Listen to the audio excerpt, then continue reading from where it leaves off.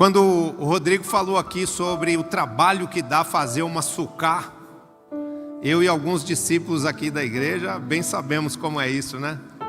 Tá ali a sucá, você pode tirar uma foto ali junto dela no final, né? Ela representa a proteção de Deus, a provisão de Deus e a paz que Deus nos dá por meio de Cristo Jesus. Então eu vou trabalhar em cima desse mesmo texto que o Rodrigo trabalhou, que é Levítico 23, e vou ler aqui a partir do 39 ao 44. Diz assim: porém aos 15 dias do mês 7º, quando tiverdes recolhidos os produtos da terra, celebrareis a festa do Senhor por 7 dias. Ao primeiro dia e também ao 8º haverá descanso solene, o Shabat.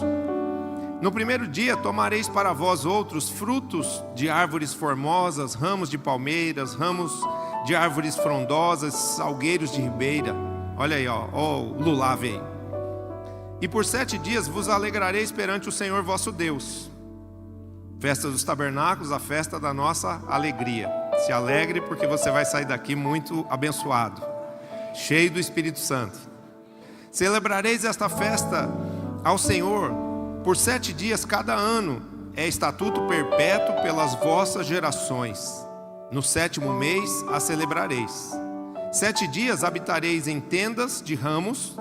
Todos os naturais de Israel habitarão em tendas, para que saibam as vossas gerações que eu fiz habitar os filhos de Israel em tendas, quando os tirei da terra do Egito.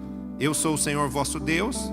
Assim declarou Moisés as festas fixas do Senhor aos filhos de Israel. Queridos, a gente sempre ministra que tabernáculos é uma festa que tem um significado muito profundo, né? E um dos elementos muito fortes desta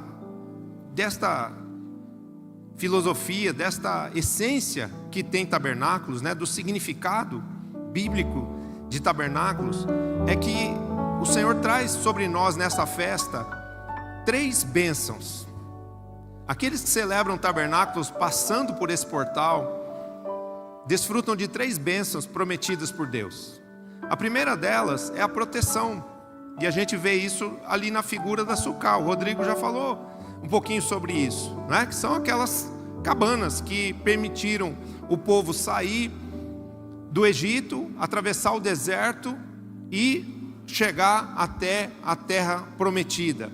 E através dessas cabanas, desses tabernáculos, foi que a vida do povo de Israel foi preservada no deserto. Eles poderiam morrer pelo calor, pela falta de água, mas essas sucás de alguma forma os protegeram, os guardaram. Foi uma estratégia trazida por Deus para que eles pudessem vencer o deserto, atravessar o deserto.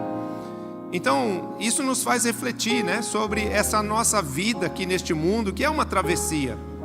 E quando a gente olha para a sucá, como o Rodrigo já preparou o caminho para mim aqui, nós vemos o que? Uma coisa muito frágil. Uma sucá feita de folhas, de madeira, de galhos.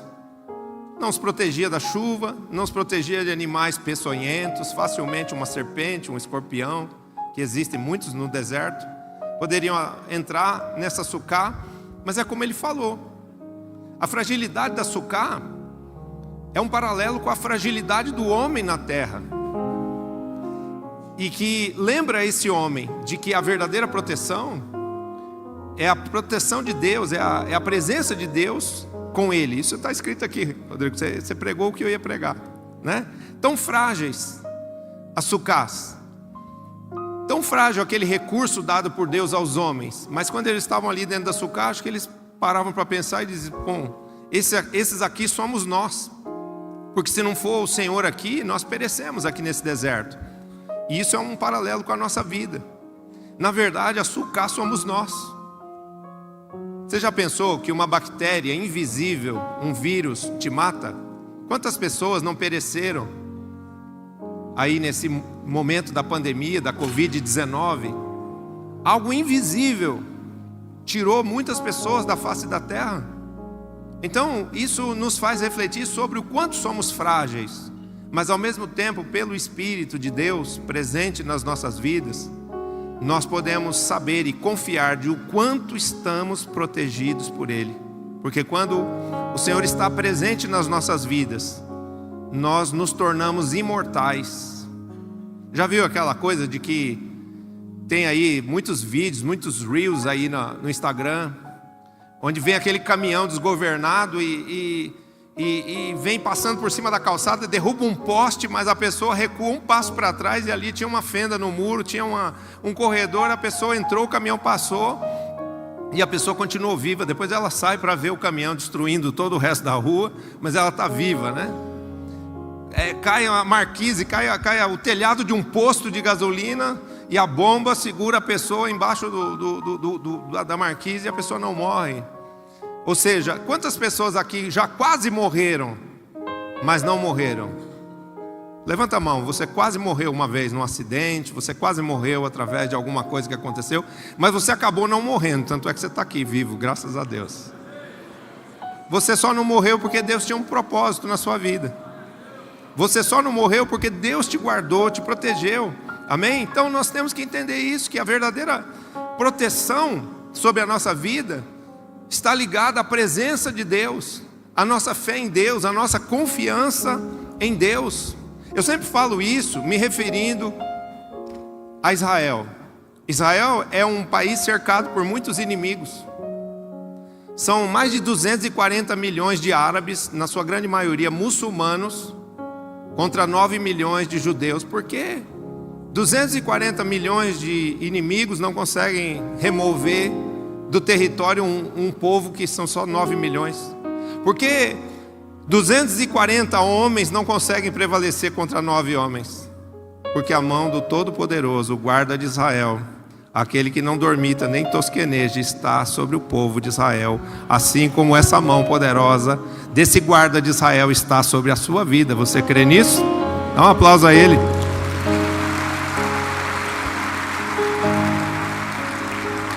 O segundo aspecto é que transmitir a nossa fé aos nossos filhos.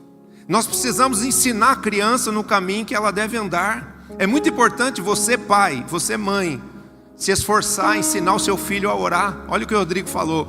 O filho dele agora começa a sentir necessidade de buscar Deus, pela proteção de Deus. E isso é uma coisa que os pais ensinam, que existe um Deus que nos protege, um Deus que nos guarda, um Deus que nos livra dos nossos inimigos. E dessa forma essa fé e esse conhecimento de quem é Deus vai sendo transmitido aos nossos filhos. Então você, pai, se esforce por trazer o seu filho para a igreja. Não obrigue, mas se esforce para ele vir, principalmente quando ele precisa vir para uma célula de crianças, principalmente quando ele precisa vir para a reunião dos adolescentes, principalmente quando ele tem que vir para uma rede de jovens. Você pode ser um instrumento para que o seu filho creia no mesmo Deus que você crê e tenha o mesmo conhecimento de Deus que você tem. Amém? É Deus quem nos dá o conhecimento acerca dele mesmo. É Deus quem nos dá sabedoria para nós vencermos os desafios dessa vida. E é Deus quem nos dá unção para que de uma forma sobrenatural nós possamos fazer aquilo que homens comuns não fazem. Qual é a diferença entre você e uma pessoa que não crê? É que a presença e o poder de Deus estão em você. Então você vai se distinguir nessa vida. Você vai resolver equações que pessoas comuns não resolvem. Você vai ter a solução para problemas que pessoas comuns não têm. Você vai ter uma capacidade de amor e de solução de questões, de habilidades que pessoas sem a fé e sem Deus não terão. Isso vai te destacar. Amém? É certo que Davi, o rei Davi, era um homem de fé, mas o que fez com que ele vencesse aquele gigante não foi somente a fé que ele depositou em Deus, mas o resultado da fé depositada em Deus que se transformou numa unção de vitória, de conquista sobre a vida dele. Então valorize isso, valorize o seu relacionamento com Deus e saiba que tudo que você precisa vem dele. Se você está precisando de paz, peça paz ao Senhor. Se você está precisando de sabedoria, peça sabedoria. Se você não está conseguindo crer, peça que ele te capacite em fé. Se você tem um grande desafio, um gigante à sua frente, peça que Deus te capacite no poder do Espírito Santo, e esse gigante vai cair diante dos seus olhos, e você vai ser vitorioso, amém? Você quer aplaudir o Senhor? Pode fazer isso. Ele é aquele que nos provê tanto das coisas preciosas, valiosas, eternas, que são espirituais, quanto das coisas que precisamos nesse mundo, a saber, prosperidade e sabedoria para você continuar sendo próspero e administrar bem tudo que Deus tem te dado. E a última coisa é que tabernáculos, além de proteção, de provisão, também representa descanso. Isso fala do quê? De paz interior, de refrigério para as nossas almas. Nós vivemos num mundo muito atribulado, é ou não é? E essa realidade, ela vem desde os dias de Jesus. Tanto é que Jesus, quando ele se apresenta ao povo de Israel, ele diz assim: vinde a mim todos vós que estáis cansados e sobrecarregados, e eu vos aliviarei. Eu vou dar descanso às vossas almas, eu vou dar paz ao vosso espírito. Ele é o príncipe da paz. Então, o que nós precisamos entender? Quando nós conhecemos a Deus através de Jesus, a paz nasce dentro de nós. É a realidade de Israel. Tem gente que fala assim: eu não vou lá tem guerra. Tem guerra no entorno, mas no miolo tem paz, né? Você viu aqui o Rodrigo falando: de vez em quando vem lá uma sirene, toca um míssil lá. Mas de qualquer forma, o povo nesse último tabernáculos aí, mesmo no meio de uma guerra contra os inimigos que estão praticamente dentro do território deles, porque a faixa de Gaza é um território dentro de casa, eles estavam dançando nas ruas, eles estavam celebrando a bondade, a proteção, a provisão e a paz que Deus dá àquele povo, amém? Então, quando nós conhecemos a Deus, nós passamos a descansar nele, porque não contamos mais só com a força do nosso próprio braço. Você não vai depender mais só da sua própria sabedoria, nem do seu esforço humano. Você vai entender o Salmo de número 127, que diz: se o Senhor não guardar o forte, em vão vigia a sentinela. Se o Senhor não edificar a casa, em vão trabalham os que a edificam. E também vai entender o que está escrito no livro de Isaías, capítulo 26, que diz assim: ó Senhor, nós te louvamos, porque até mesmo as nossas próprias obras o Senhor as tem feito por nós. O Espírito de Deus presente em nossas vidas nos capacita. O Espírito de Deus presente em nossas vidas nos leva a fazermos coisas que sem fé, sem Deus, nós não conseguiríamos fazer.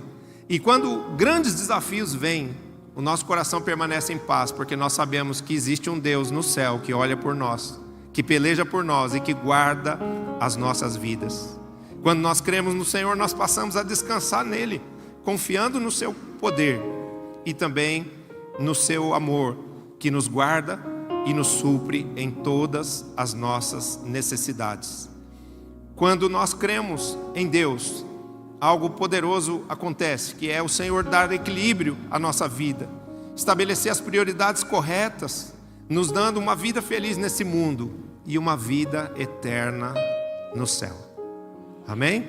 Outro dia nós ministramos uma palavra aqui, muito tremenda, que está no Novo Testamento, e ela diz assim: porque Deus não te deu espírito de covardia, mas Ele nos deu um espírito de amor, de equilíbrio e de poder.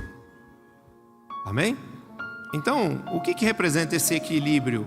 É quando Deus vem ser o centro da nossa vida.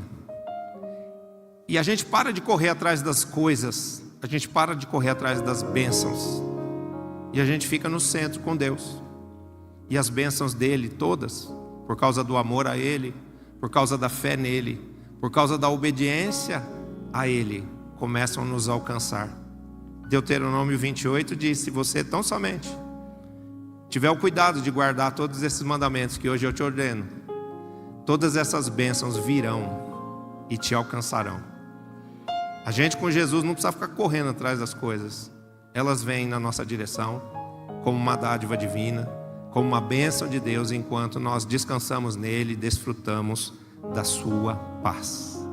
Eu quero te dizer que o saldo dessa noite é você que está vindo aqui pela primeira vez saber que Deus tem para você uma vida plena e feliz aqui na terra, mas Ele tem também para você uma vida eterna no céu. Uma das coisas que mais aflige a alma humana é o medo da morte, é a incerteza de para onde iremos depois desta vida aqui. Mas o Senhor nos dá a solução desse problema. Ele nos dá uma direção quanto a esse caminho. Ele traz paz ao nosso coração, nos assegurando o acesso à vida eterna. Olha o que está escrito aqui no livro de João 17:3. E a vida eterna é esta: que te conheçam a ti, o único Deus verdadeiro, e a Jesus Cristo, a quem enviaste. Amém? Quando nós depositamos a nossa fé em Jesus, o Messias que Israel aguarda, nós recebemos o perdão dos nossos pecados. Esse perdão traz consigo para dentro de nós a paz. E esse perdão viabiliza também que o Espírito de Deus venha habitar em nós. Então nós que antes éramos pessoas incrédulas, vazias, preocupadas, angustiadas, necessitadas, carentes, passamos a ser pessoas que são como fontes, que vão jorrar agora a água da vida para a vida eterna.